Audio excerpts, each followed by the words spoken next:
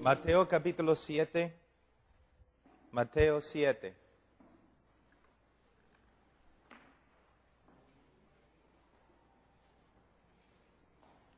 Esta es una enseñanza clásica sobre la salvación. Cuando estudiamos los comentarios antiguos de los bautistas tempranos, podemos ver que este texto se interpreta de una manera diferente por ellos que la interpretación que tenemos en el día de hoy. Y vamos a ver varias verdades bíblicas a través de este texto. Mateo 7, versículo 13, entrad por la puerta estrecha, porque ancha es la puerta y espacioso el camino que lleva a la perdición. Y muchos son los que entran por ella, porque estrecha es la puerta y angosto el camino que lleva a la vida, y pocos son los que la hallan. Oremos. Padre, te damos gracias por este día, por tu misericordia en nuestra vida, por la gracia que es nuestra, por medio de Jesucristo. Señor, danos sabiduría, ayúdanos a entender tu palabra. Guíanos, Señor, en el nombre de Cristo Jesús. Amén. Entrad por la puerta estrecha, porque ancha es la puerta y espacioso el camino que lleva a la perdición, y muchos son los que entran por ella. Porque estrecha es la puerta y angosto el camino que lleva a la vida.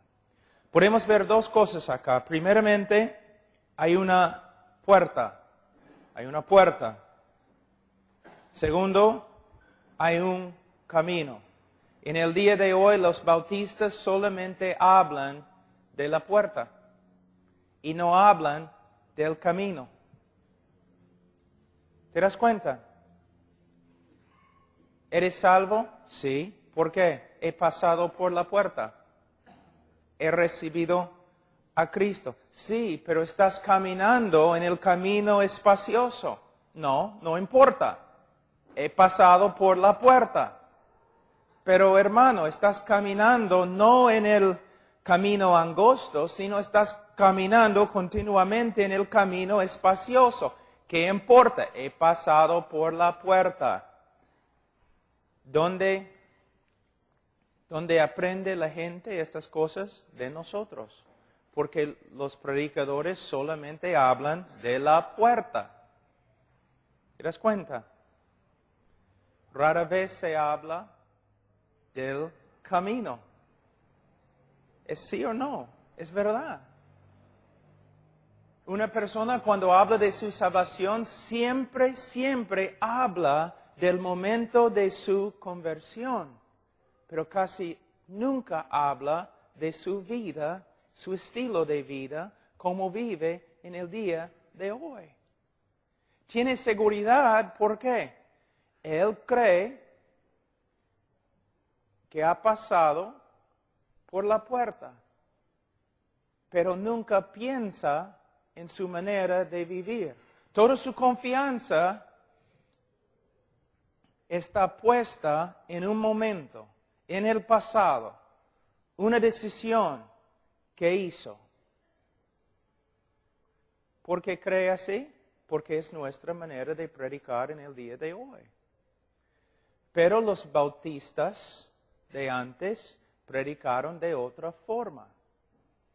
Ellos predicaron así. ¿Cómo se puede ser salvo? Por medio de pasar por la puerta estrecha, por medio de recibir a Cristo, por medio de la fe. ¿Cómo sabemos que de verdad hemos pasado por la puerta estrecha? Porque en este momento estamos caminando en el camino angosto. ¿Te das cuenta la diferencia? Hay una gran diferencia. La evidencia de que una persona ha pasado por la puerta estrecha es que ahora está caminando en el camino angosto. Pero mayormente nuestros convertidos, conversos, ellos dicen que han pasado por la puerta estrecha, pero caminan en el camino espacioso. Lo opuesto de lo que dice la Escritura. Entonces, como un ejemplo, bajo nuestras prédicas, o escuchando a nuestras prédicas, una persona confiesa a Cristo como su Señor y Salvador. Ahora, empieza a caminar en el camino angosto. El camino angosto es el camino marcado por la voluntad de Dios, como se revela en las Escrituras. Entonces, una persona dice que ha recibido a Cristo. Comienza a caminar, pero nunca camina según la voluntad de Dios. Ha hecho su decisión, pero sigue igual en el mundo. Pero mayormente decimos a él, oye, eres cristiano, tienes que portarte como cristiano. ¿Qué te pasa? Yo estaba allí cuando hiciste tu decisión. No es bíblico. Es mejor decir, tú dices que has recibido a Cristo, pero sigues caminando en el mundo, en el camino espacioso. El hecho que estás caminando en el camino espacioso significa que nunca has pasado por la puerta estrecha. No eres creyente. O por lo menos no puedes tener ninguna confianza que seas creyente. O una persona dice que ha recibido a Cristo y comienza a caminar, parece, en la voluntad de Dios. Comienza a someterse a las prédicas, a las Escrituras y camina. Pero tarde o temprano comienza a apartarse. Tenemos personas así, ¿no es cierto? Empiezan muy bien, pero de ahí se apartan y siguen apartándose. Y nosotros decimos, mira, definitivamente sé que eres creyente, porque no solamente hiciste tu decisión, sino también caminaste con el Señor un tiempo. Entonces eres creyente, tienes que volver. No. La consejería bíblica dice lo siguiente. Hiciste tu decisión, dijiste a todos que eres convertido,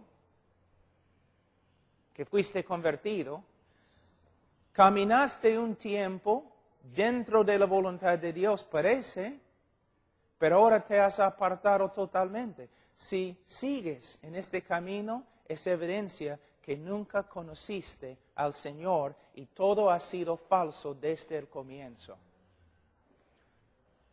Si una persona dice que ha recibido a Cristo y comienza a caminar con el Señor, pero tiene bastantes luchas. 2 pasos atrás, 3 pasos adelante, se extravía un poco por acá, se extravía un poco por acá, pero sigue poco a poco, creciendo en la santificación, creciendo en su conformidad a Cristo, es evidencia de ¿qué? Que de verdad ha conocido al Señor. Entonces, el caminar en el camino espacioso es evidencia de que una persona nunca ha pasado por la puerta estrecha. Esta es la interpretación de la historia de los antiguos. Mira cómo, hermanos, nosotros simplemente, porque una persona ha orado una oración, nosotros decimos, es salvo. Y aunque viva como un diablo, nosotros como pastores seguimos diciendo, es salvo, solamente está extraviado. Un cristiano puede extraviarse, pero no puede seguir caminando así. ¿Qué dice Hebreos capítulo 12? El Señor le va a disciplinar. le va a corregir. Hermanos, algunos de ustedes, ¿no es cierto que dentro de su corazón es el temor de Jehová? Y que ustedes saben que si se apartan de la fe, algo va a suceder. Lo saben. Entonces, ¿por qué hay otros cristianos que pueden apartarse sin temor, sin disciplina? Es porque no son creyentes. Ahora él sigue y dice, guardaos de los falsos profetas que vienen a vosotros con vestidos de ovejas, pero por dentro son lobos rapaces.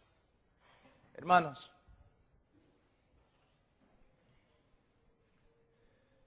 los falsos creyentes que causan problemas en la iglesia, ¿cómo entran en la iglesia? ¿Entran como lobos? No, nunca. Entran así. Voy a mostrarles, si hay un hermano carismático, por favor, no se ofende. Pero hemos perdido muchas iglesias bautistas a los carismáticos. Es cierto. En Argentina casi todos, ¿no? Los bautistas evangelizan a los incrédulos y los demás iglesias evangelizan a los bautistas.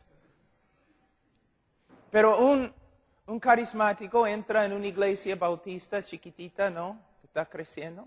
Entra, se sienta, adora al Señor, muy buena gente, habla con los hermanos y siempre dice, oh, el pastor, y predica muy bien el pastor, esta iglesia me encanta, y comienza a ganar la confianza de los hermanos. Pero tarde o temprano, ¿qué sucede? Caramba, esta iglesia tan buena y el pastor predica bien. Qué pena que falta una sola cosa. Y de ahí comienzan a... ¿Qué nos falta? Dice los más inmaduros en la iglesia. ¿Qué nos falta? Vamos a tener una reunión de oración en mi casa lunes. Si quieres puedes venir y puedo mostrarte. ¿Ves? No entran como lobos. Entran como ovejas. Como buena gente.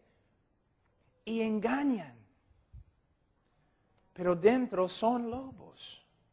Pero así es todos los que hacen una decisión, todos los que confiesen a Cristo, no sabemos lo que está dentro. No sabemos, pero tarde o temprano, todo lo que está dentro va a salir por medio de lo que hacen. Esto es lo que tenemos que aprender.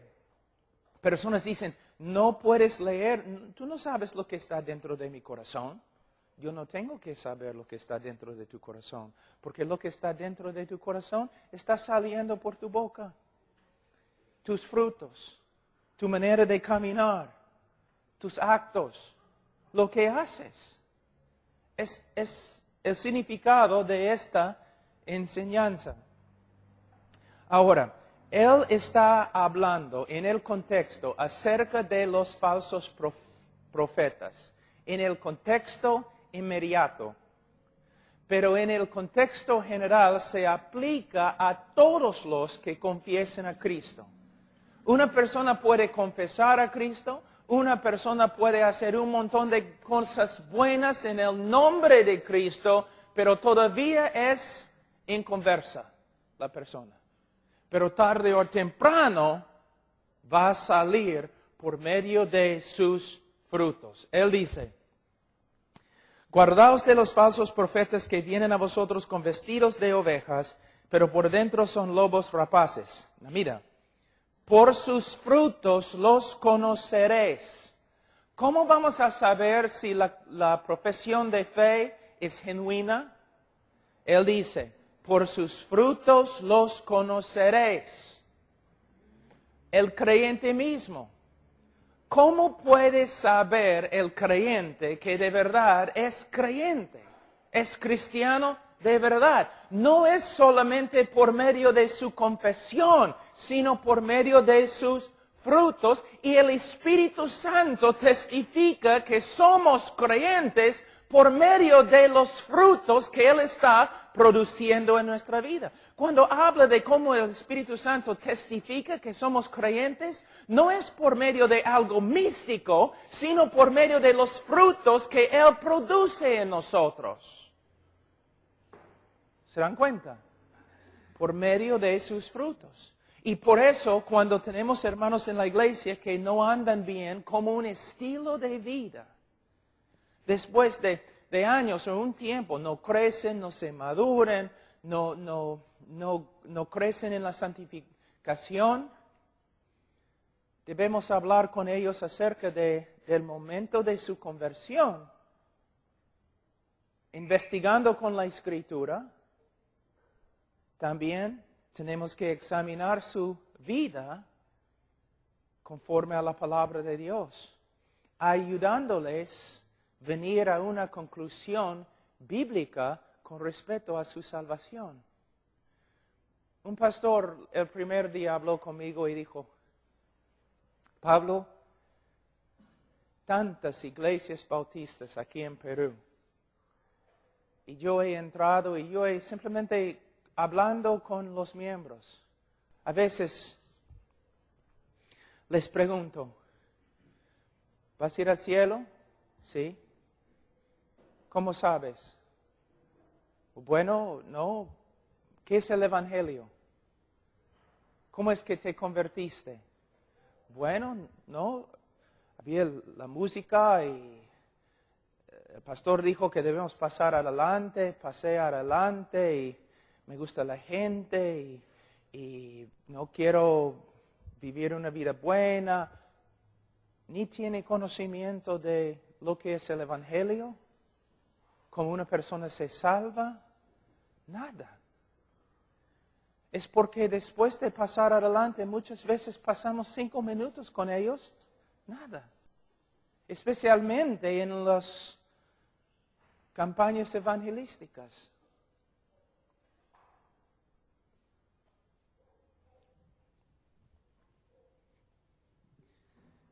Él dice, por sus frutos los conoceréis. ¿Acaso se recogen uvas de los espinos o higos de los abrojos? Jesús está usando un argumento, se llama, en inglés es muy difícil traducir, pero un argumento absurdo, para mostrarles algo.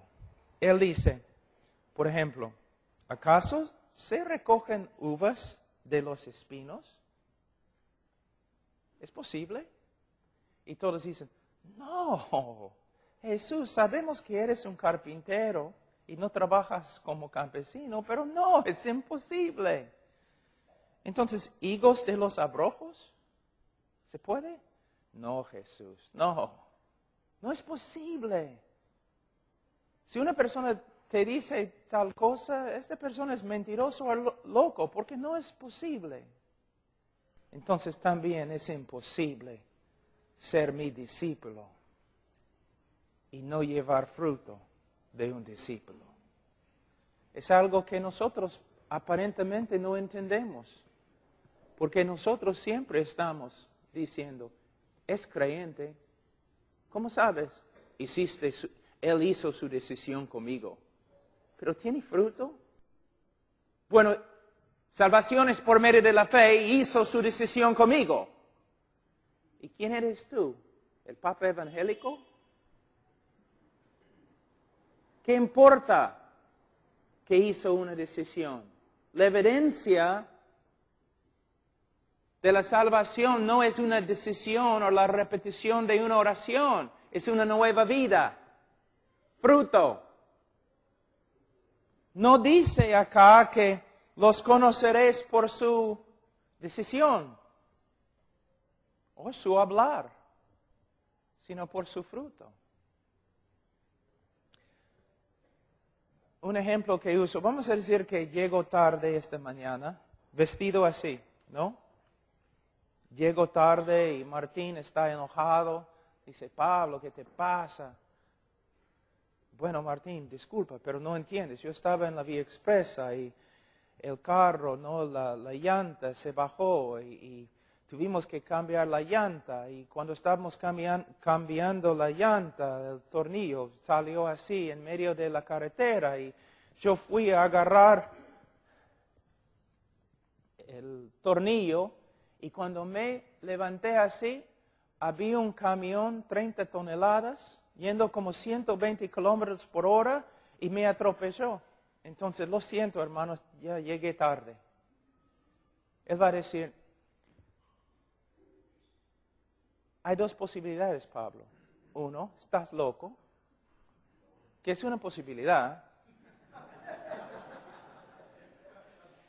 O eres mentiroso. Pero Martín, ¿por qué? Hermano, mire, es imposible tener un encuentro con un camión de 30 toneladas y no ser cambiado.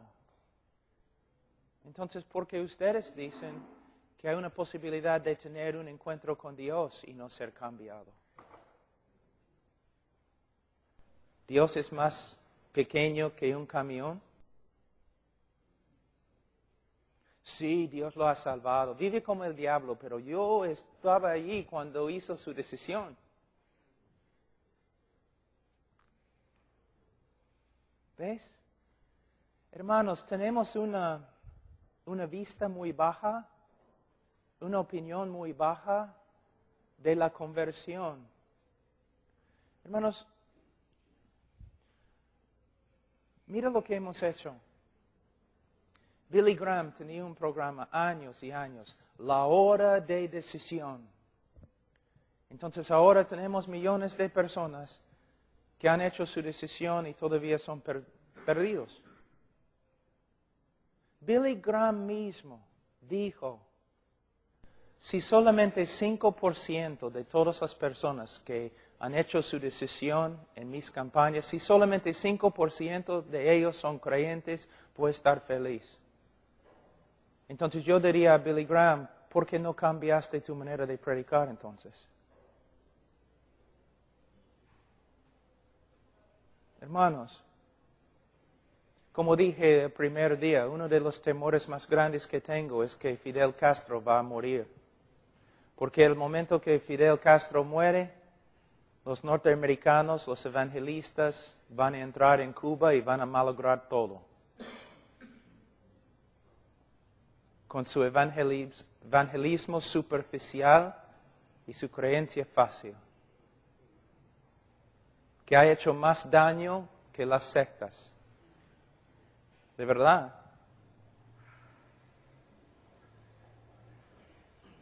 Hay muchos en Estados Unidos que están muy enojados conmigo. Pero cuando predico en una conferencia, yo les digo, ok, vamos a sacar los libros. Vamos a leer los libros antiguos. Vamos a ver lo que los bautistas de antes, ¿qué dicen? ¿Qué dicen los de la Reforma? ¿Qué dicen todos los cristianos a través de todos los siglos? ¿Y por qué en estos últimos años nosotros hemos cambiado todo?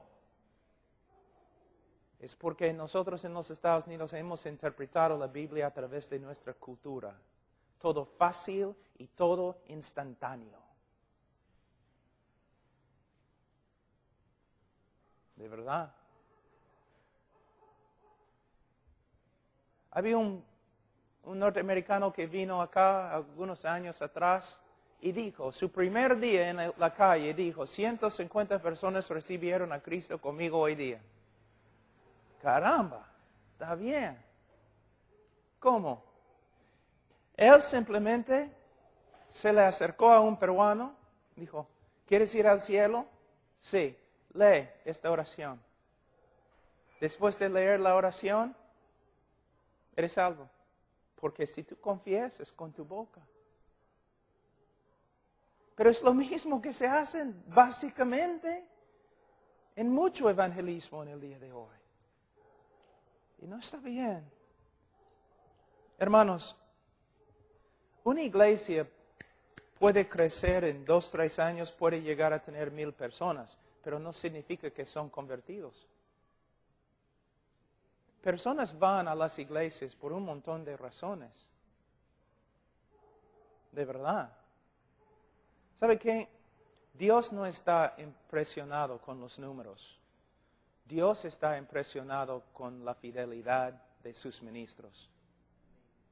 El amor que ellos tienen en el corazón para la gente, no para su propia visión.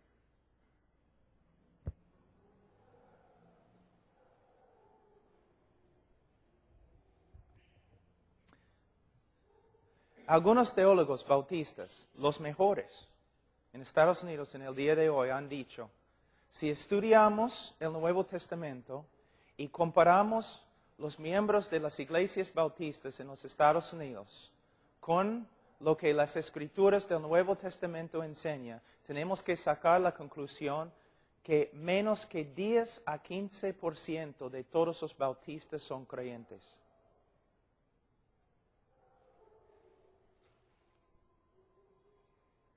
De todas las denominaciones, los bautistas en Estados Unidos tienen más divorcios que todas las demás denominaciones. Hay más bautistas en la cárcel que cualquier otra denominación tiene. ¿Por qué? Nuestra manera de evangelizar. No predicamos santidad, no vivimos santidad y no practicamos disciplina. Porque estamos preocupados más por los números y nuestra teología ha sido influenciada por la psicología secular.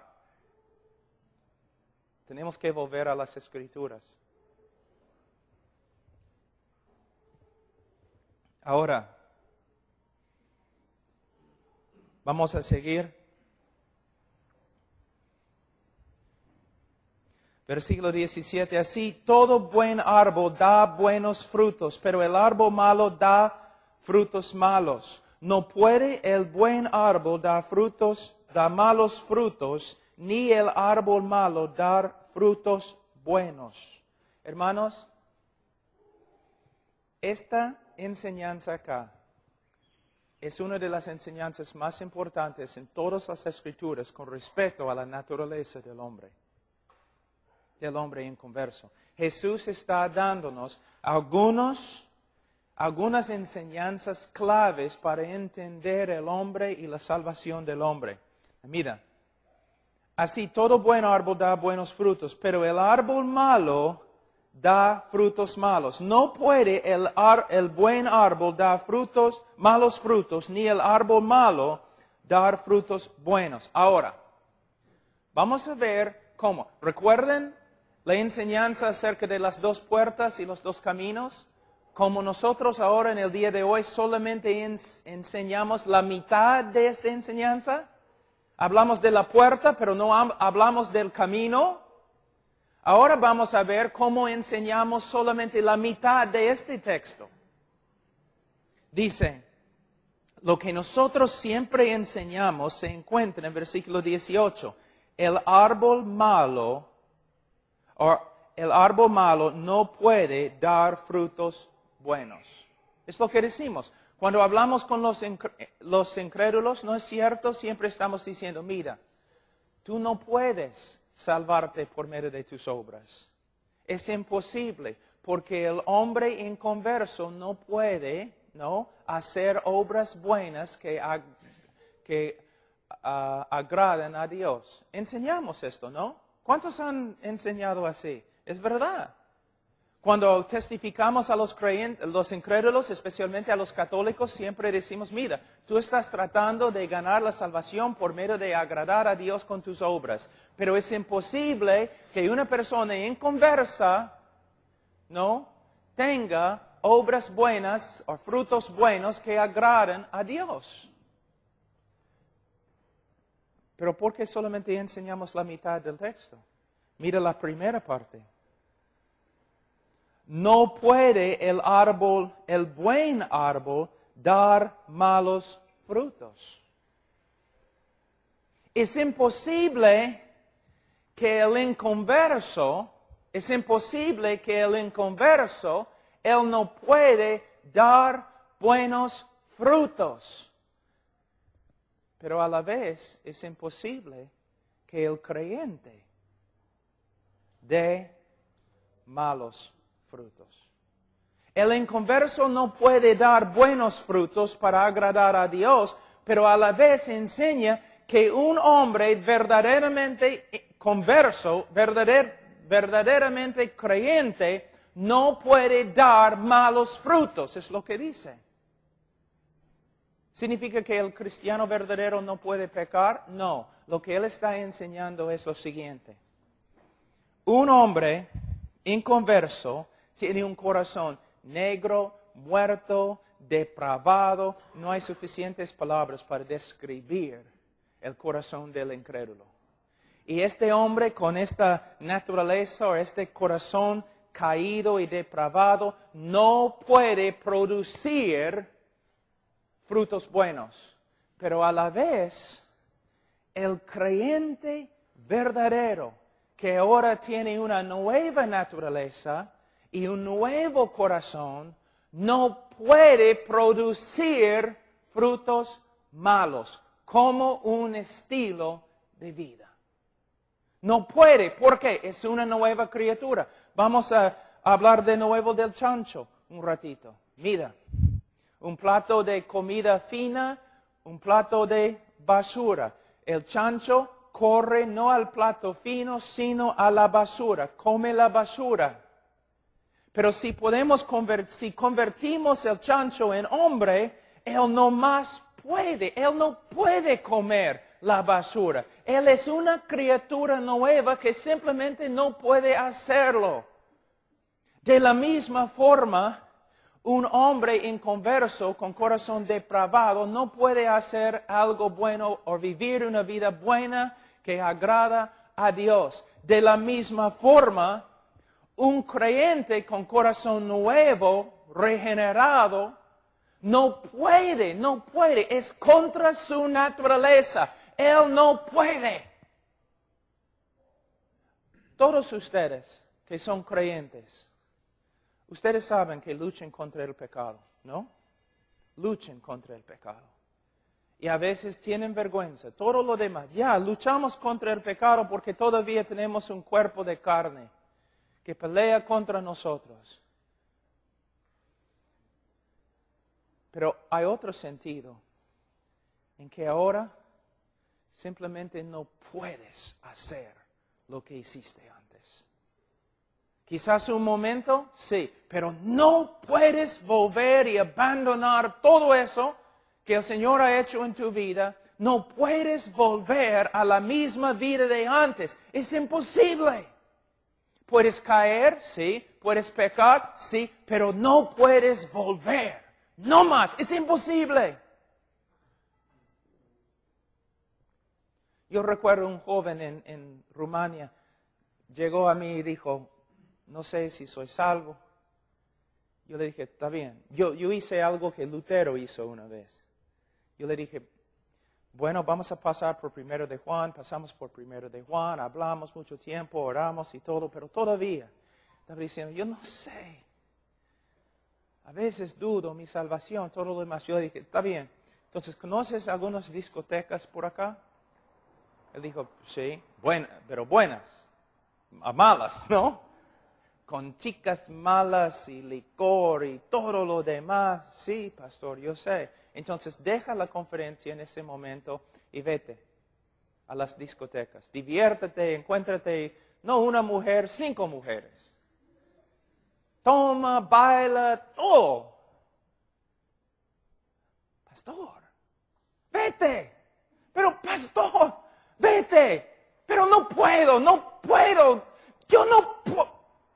Caramba, soy salvo.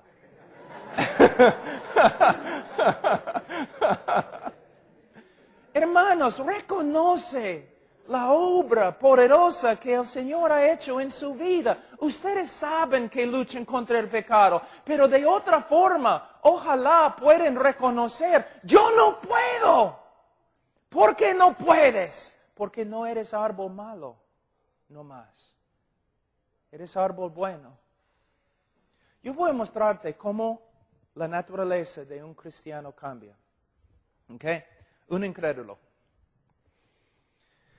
tengo mi maleta, libros, está lloviendo fuera, voy a llegar a mi trabajo tarde, no he comido desayuno, estoy saliendo por la puerta enojado ya, y mi esposa dice, Pablo, ¿puedes llevar la basura también fuera? ¿Qué te pasa, mujer? ¿No entiendes que ya voy a llegar a mi trabajo tarde, ya está lloviendo y siempre cuando estoy saliendo de la puerta tú me dices estas cosas? Subes al carro justificado, ¿no? Justificado. De verdad, no tienes ningún problema. Justificado eres. Estás. Sin problemas. No sientes nada. El hombre se convierte 4 semanas después. De verdad se convierte. Comienza a aprender, crecer. Un día, mismo escenario. Tiene su maleta, tiene sus libros, está lloviendo, va a llegar a su trabajo tarde. Sí, los cristianos todavía tienen problemas. Entonces está saliendo y su esposa dice, Pablito, ¿puedes llevar la basura? Y el hombre dice, ¿qué te pasa, mujer? ¿No puedes ver que está lloviendo y tengo mi maleta? Voy a llegar al trabajo tarde. ¿Por qué siempre haces así? Y el momento que lo hace,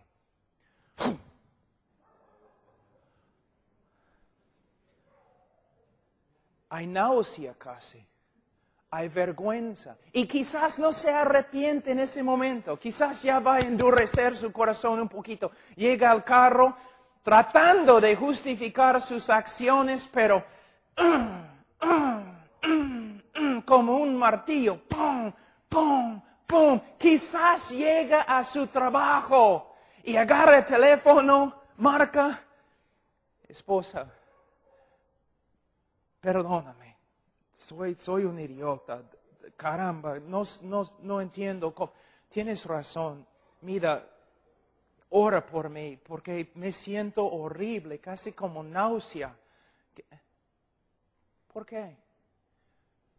Porque es un hombre nuevo. Todavía hay la realidad de un cuerpo de carne. Una parte de él que exactamente, teológicamente, no sabemos cómo identificarlo, pero hay una parte de él todavía no redimido, todavía caído. Pero no es su realidad, no es quien es. De verdad, de adentro, es una criatura nueva. Es una criatura nueva. Esa no es poesía, es una realidad. Es un hombre nuevo. Y por eso cuando él metió su cabeza en ese balde de basura como un chancho, el momento que lo hizo, se enfermó. ¿Por qué? No más es chancho. Es otra criatura. Y eso es lo que me da tanta pena. Hemos reducido esta obra magnífica, recreadora, sobrenatural de Dios en la vida de un hombre, lo hemos reducido a una decisión. Pero Pablo dijo, no es la circuncisión, no es rito, no es esto, es una nueva vida. Yo sé que soy hombre que ontológicamente, en la parte más profunda de mi ser, yo sé que soy una criatura completamente diferente que antes. No porque soy perfecto, sino porque antes yo podía comer basura, yo podía nadar en basura, yo podía bañarme en basura, con gozo y alegría. Ahora, si miro la basura, es algo asqueroso. Si las mentiras del mundo y Satanás y mi propia carne me engañan y trato de morder la basura, me enfermo. No soy chancho, no más. Algo ha sucedido. No puedo. Sí, peco, sí. Lucho contra el pecado, sí. Pero no puedo tener la misma relación con el pecado de antes. Es absolutamente imposible, porque si alguno está en Cristo, nueva criatura es. Pero nosotros tenemos un montón de miembros en la iglesia que son cristianos porque hicieron su decisión con nosotros, pero pueden vivir en la basura continuamente sin problemas. ¿Por qué el Señor salva a algunos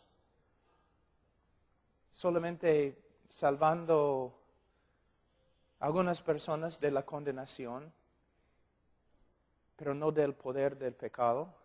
Y otros Él salva no solamente de la condenación del pecado, sino del poder del pecado. Es que algunos no son salvos y otros sí. De nuevo, no estamos hablando de perfeccionismo, no estamos diciendo que un cristiano no caiga, simplemente estamos hablando de estilo de vida que refleja una nueva criatura. ¿Ves? Entonces, Él dice, y mira lo que dice aquí, es tan importante, hermanos. Versículo 19. Todo árbol que no da buen fruto es cortado y echado en el fuego. Muchos de nosotros enseñamos lo contrario. ¿Te das cuenta? En nuestra manera de enseñar la salvación, nosotros enseñamos, todos los que hicieron su decisión no van a ir al infierno. No es lo que dice. Dice, todo árbol que no da buen fruto es cortado y echado en el fuego. Pero tú dices, Pablo, estás hablando de obras. Mira, hay que tener bastante cuidado acá. Salvación es solo por medio de la gracia, nada más. Nada más. Salvación no es por obras, jamás, nunca. Si salvación es 99% Dios y 1% tiene algo que ver contigo, vas a ir al infierno. Salvación es un acto de gracia, pero tienes que entender salvación. En la salvación Dios no solamente justifica, sino también regenera. Por medio de justificarnos, Él nos salva de la condenación del pecado. Por medio de regenerarnos, Él nos hace nuevas criaturas que van a producir buenas obras. No para salvarnos, sino porque somos salvos por medio de la fe. Nosotros creemos que la salvación no tiene poder, pero sí tiene poder. Una persona, imagínense la diferencia. Hermanos, la persona, ¿una vez has predicado? La persona que confiesa a Cristo, pero no tiene el fruto del creyente en su vida, va a ir al infierno. No es porque ha perdido su salvación, no es porque salvación es por medio de fe y obras, sino si una persona por fe ha sido salvado y convertido y regenerado, va a producir obras porque es una nueva criatura. Esta es la enseñanza del Nuevo Testamento y también de los bautistas y de los presbiterianos antes que llegaron a ser liberales, y los congregacionalistas y los metodistas y todos los demás istas. Ahora, vamos a ver algunas cosas interesantes. Mira, versículo 20. Así que por sus frutos los conoceréis. La enseñanza empezó en versículo 16. Por sus frutos los conoceréis. Termina en versículo 20. Por sus frutos los conoceréis. ¿Tú crees que quizás Él está tratando de enseñarnos algo? Que por sus frutos los conoceréis. Pero no es nuestra manera. Fíjate, no es nuestra manera en el día de hoy. Nosotros nunca decimos a nadie, por sus frutos los conoceréis. Solamente decimos si han hecho su decisión. ¿Ves? Nunca hablamos de fruto, solamente de decisión. Decisión es la idolatría de decisión. Los hombres no están confiando en Cristo, están confiando en una obra. Tú estás enseñando obras. Ellos cumplieron la obra. Oraron. Hicieron su decisión. Y son salvos. Sabemos que son salvos. Y el hombre hizo su decisión y yo estaba allí. Entonces tú eres la persona que puede validar todo eso, ¿no? Entonces cuando se para ante el Señor y el Señor dice, apártate de mí, hacedor de maldad, tú puedes decir, no Señor, espera, estás equivocado. Señor, estás equivocado porque Él hizo su decisión conmigo. ¿Ves? Ahora, versículo 21. No todo el que me dice, Señor, Señor, entrará en el reino de los cielos, sino el que hace la voluntad de mi Padre que está en los cielos. ¿Qué vas a hacer con este texto? ¿Qué vas a hacer con ello? Porque contradice mucho de lo que los evangélicos y los bautistas enseñan en el día de hoy. Totalmente contradice lo que nosotros enseñamos. No todo aquel que me dice Señor, Señor. En el idioma hebreo, y aunque el Nuevo Testamento fue escrito en griego, los judíos eran hebreos, tenían conceptos hebreos que salen aun cuando escriben en griego. Y hay un concepto hebreo que se llama paralelismo hebreo. Cuando un judío quiere enfatizar algo, lo repite. Por ejemplo, Dios es santo, santo, santo. Fíjate, nunca dice que Dios es amor, amor, amor. Debemos estar hablando más de la santidad de Dios, ¿no es cierto? Aquí Él dice, no todo aquel que dice, Jesús es Señor, no es lo que dice, sino, no todo aquel que dice, Jesús es Señor, Jesús es mi Señor, gloria a Dios, Jesús es el Señor, públicamente, siempre, Jesús es el Señor. No todo aquel que habla así entrará en el reino de Dios. Pero nosotros tenemos convertidos que ni pueden pararse y dar un testimonio, pero todavía son convertidos conforme a nosotros. Según nosotros. Él dice, no todo aquel que dice Señor, Señor, entrará en el reino de Dios. ¿Quieres saber el valor de tu confesión de fe? 0. Es lo que dice aquí. Ellos tienen una confesión de fe. Jesús es el Señor, es una confesión de fe. Jesús es el Señor. Jesús es el Señor, el Señor. ¿Y qué vale eternamente? 0. Porque van a ir al infierno. No tiene ningún valor. Pero, ¿no? Confesó a Cristo, pues, es salvo. ¿Sí? Entonces sabemos que es salvo porque confesó a Cristo. No. ¿Qué dice Jesús? Sabemos que es salvo porque hace la voluntad de mi Padre que está en los cielos. De nuevo, ¿es salvo por medio de hacer la voluntad del Padre? No. Es salvo por medio de fe. Pero la evidencia de que realmente creó es que ahora hace la voluntad del Padre. Entonces, cuando hablamos con las personas en la iglesia, cuando una persona supuestamente recibe a Cristo conmigo, yo no lo presento ante la iglesia. Este hermano recibió a Cristo esta noche, es salvo. ¿Y cómo sabes? Es mejor decir, este amigo aquí, este hombre vino esta noche y confesó a Cristo. Gloria a Dios. Pero ahora, porque lo amamos y también porque queremos glorificar al Señor en esta iglesia, nosotros vamos a pasar tiempo con este Señor. Se puede decir, hermano, vamos a pasar tiempo con Él, vamos a discipularlo, vamos a pasar por 1 de Juan.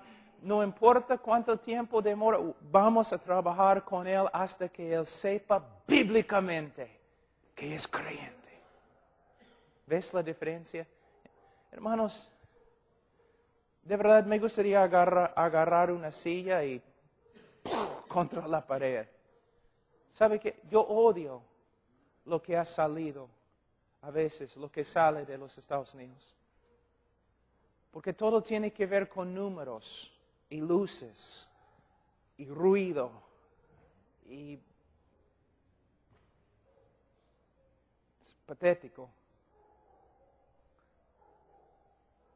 Si yo fuera a tu iglesia este momento y yo hablara con todos sus miembros, ¿cuántos tienen un conocimiento fijo, sólido, bíblico, de lo que es la salvación? De la cruz, del Calvario. ¿Sí? Igualito a la Iglesia Católica.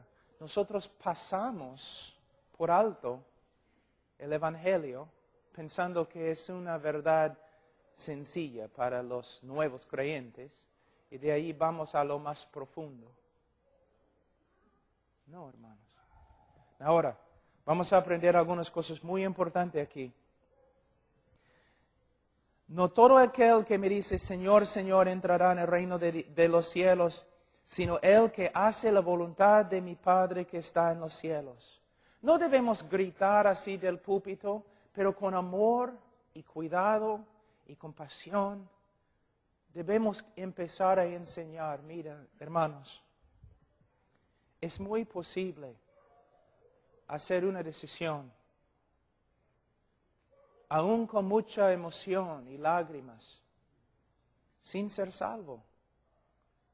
Es muy posible pasar adelante sin saber lo que uno hace y sin ser salvo.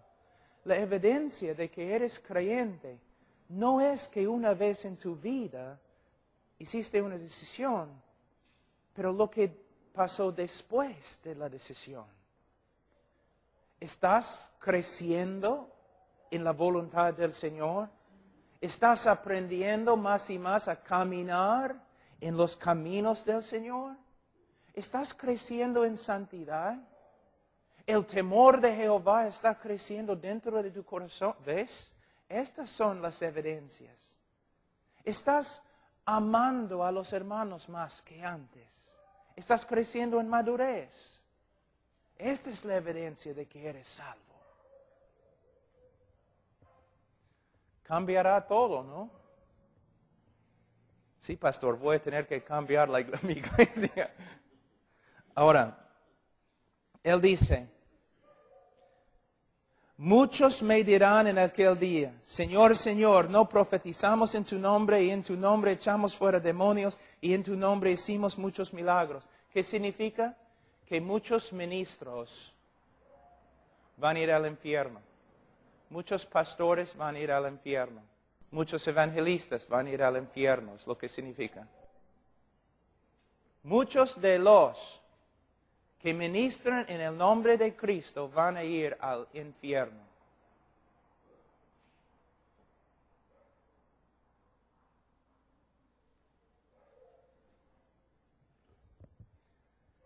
Simplemente tomamos por concedido que todos son salvos. ¿Los sacerdotes católicos se preocupan por su salvación? No. ¿Los católicos se preocupan por su salvación? No. Ya han hecho todo lo que necesitan hacer para ser salvos. ¿Los evangélicos se preocupan por su salvación? Mayormente, no. Hice mi decisión. ¿Los pastores se preocupan por su salvación? No. Pero ¿sabe qué? Después de predicar 24 años, de vez en cuando, paso tiempo orando, escudriñando las Escrituras. Señor, yo te conozco. ¿Me conoces a mí? Examinando mi propia vida. Porque no quiero que después de predicar a otros, al final descubro que ni yo soy de la fe. Hermanos, yo no dudo mi salvación y creo en la seguridad del creyente mucho más probablemente que ustedes. Pero la seguridad del creyente. Hay muchos que tienen grandes campañas. Yo conozco pastores de iglesias grandes y famosas. He predicado en algunas de esas iglesias. Y ¿sabe qué? Después de hablar con algunos de esos pastores, salí de la oficina pensando, ese hombre ni conoce a Cristo. O tiene talento, habla bien, muy inteligente, sabe cómo motivar a la gente, pero no hay nada. Si hablas de nuevas estrategias para hacer que la iglesia crezca, Él escucha. Si abres la Biblia a Colosenses y empiezas a hablar de la belleza de Jesucristo, no le importa. Me asusta. R.C. Sproul, several years ago, muchos años atrás, él hizo una conferencia acerca de cómo la iglesia y evangelizar, todo eso de cosas que hacen que la iglesia crezca, ¿no? Muchas personas asistieron, muchos pastores, pero de ahí hizo una conferencia, creo que era él, hizo una conferencia con respecto a la cruz del Calvario. Casi ningún pastor llegó. Los pastores quieren saber las cosas que pueden promover su iglesia, ¿no? Pero ¿cuántos quieren saber de la teología? La verdad.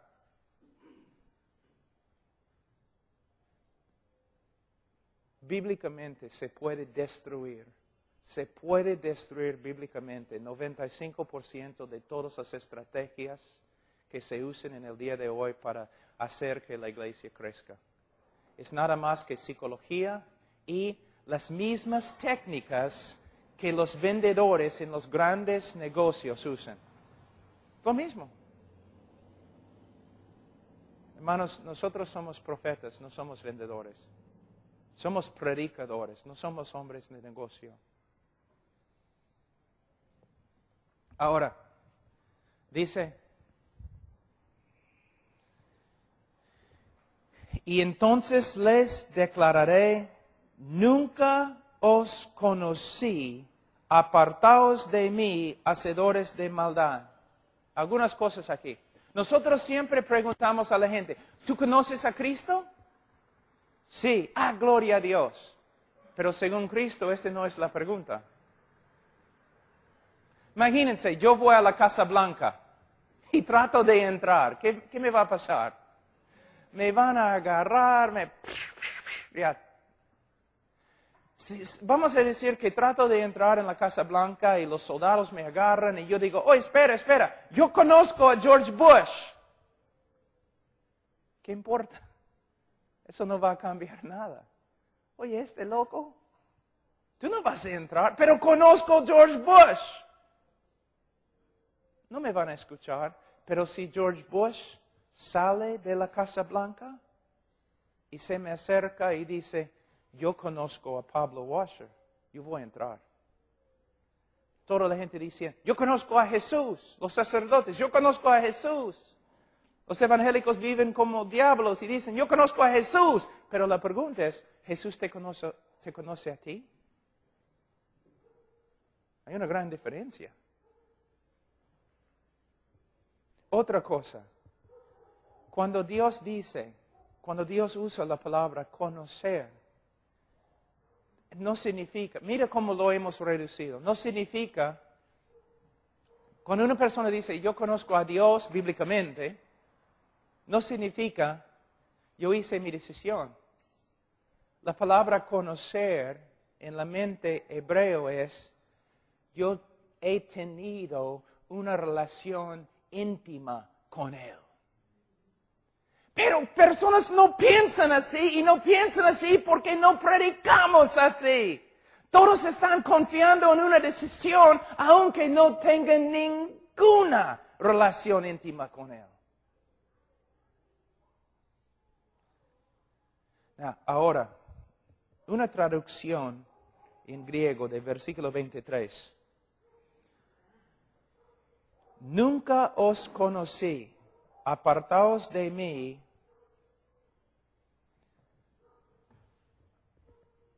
ustedes que vivieron como si yo nunca les había dado una ley. Apartaos de mí, o apártense de mí, ustedes que se dijeron mis discípulos, pero que vivieron como si yo nunca les habría dado una ley para obedecer. ¿Cuántas personas se dicen creyentes,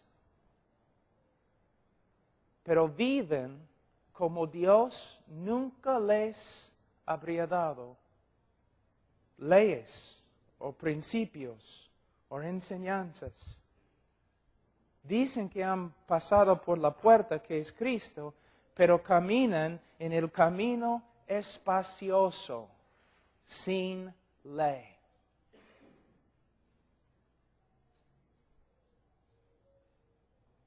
Viven en inmoralidad, mienten, todo, pero son creyentes. Porque no solamente hicieron su decisión, sino también asisten a la iglesia.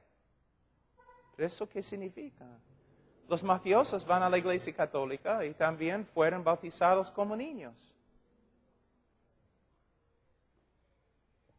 Ahora, voy a mostrarles algo. En versículo 13, entrad por la puerta estrecha, porque ancha es la puerta y espacioso el camino que lleva a la perdición, y muchos son los que entran por ella. Porque estrecha es la puerta y angosto el camino que lleva a la vida, y pocos son los que la hallan. Ahora, hay que tener cuidado con el contexto.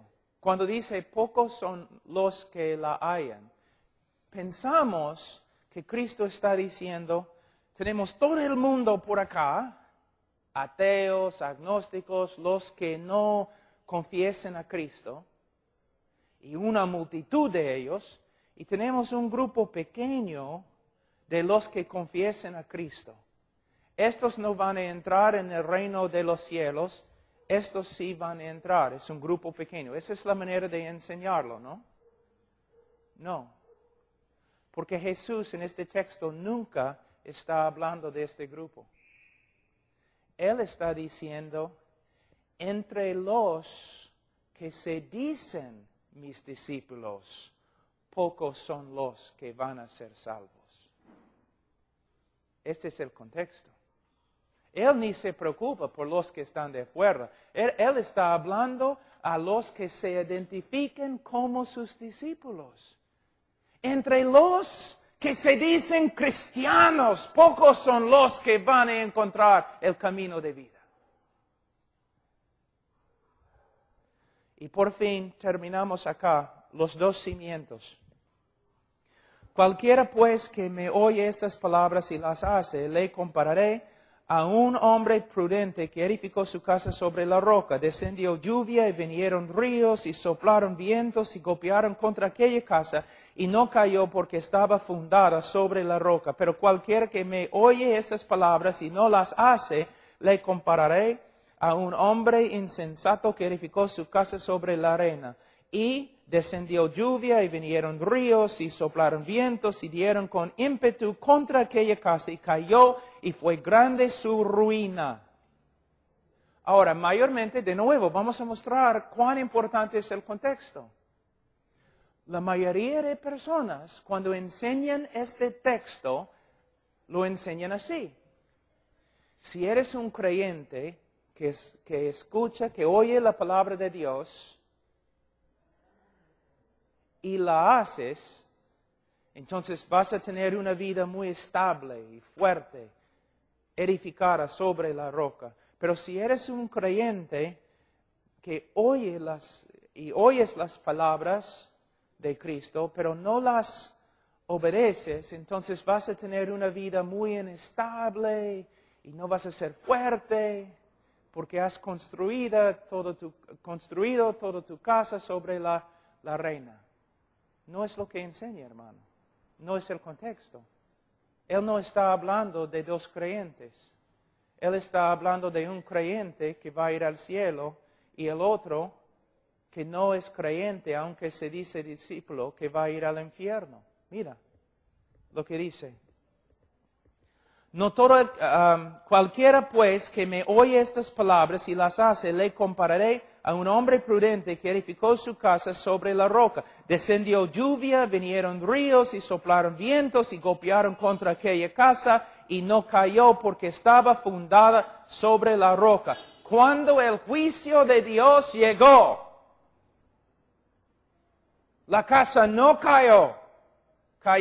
¿Por qué? Fue fundada sobre la roca. Pero el otro hombre dice que el que me oye estas palabras y no las hace, le compararé a un hombre insensato que edificó su casa sobre la arena y descendió lluvia y vinieron ríos y soplaron vientos y dieron con ímpetu contra aquella casa y cayó y fue grande su ruina. No está hablando de disciplina del Señor, está hablando de ruina. Y yo puedo mostrarles en el contexto. Mira, en versículo 13 y 14 hay dos entradas. Una entrada lleva a la muerte, la otra entrada lleva a la vida. Hay dos caminos. Hay un camino que lleva a la muerte, otro camino que lleva a la vida. Entonces también hay dos árboles. Un árbol produce malos frutos que lleva a la muerte, el otro árbol produce buenos frutos que lleva a la vida. Hay dos tipos de confesión de fe. Una confesión de fe de una persona que no hace la voluntad de Dios y esta persona es destruida. Hay otra persona que confiesa Señor, Señor, pero hace la voluntad de Dios. Él recibe la vida. Tenemos dos casas, una casa fundada sobre la roca y el hombre sobrevive el juicio de Dios. Otra casa fundada en la reina y el hombre es totalmente arruinado. ¿Ves cómo enseñamos? Si ignoramos el contexto, ahora el texto tiene poder, porque estás enseñándolo.